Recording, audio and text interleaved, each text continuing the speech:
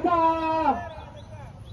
সচেতন নাগরিক বৃন্দ, আমার সামনে উপবিষ্ট এই সিলেট প্রেমী জনতার প্রতিটি ঘরের ভাই বোনেরা অবগত আছেন।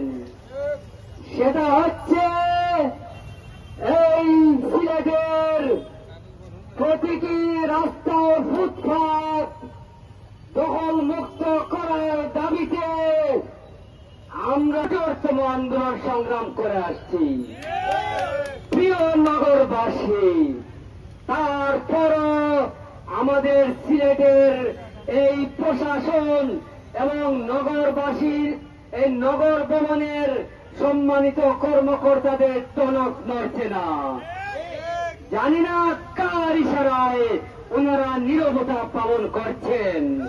ওনারা এই সিলেট প্রেমী মানুষের কাছেই তো প্রিয় রয়েছেন, তবে কেন ওনারা আমাদের দাবি মেনে নিচ্ছেন না?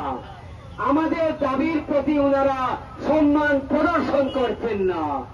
জানি না কার ইশারায় কেন ওনারা এভাবে নীরবতা পালন করছেন। প্রিয় সংগ্রামী সিলেটবাসী, ওনারা যদিও নীরব, আমরা তো কখনো থাকবো না নীরব। আমরা রয়েছি সরব, আমরা থাকবো আন্দোলনমুখী। আমাদের আন্দোলন কর্মসূচি অব্যাহত আছে, অব্যাহত থাকবে। আপনারা জানেন আমরা এই রাজপথে আছি, রাজপথে থাকবো, রাজপথ ছাড়ব না ইনশাআল্লাহ।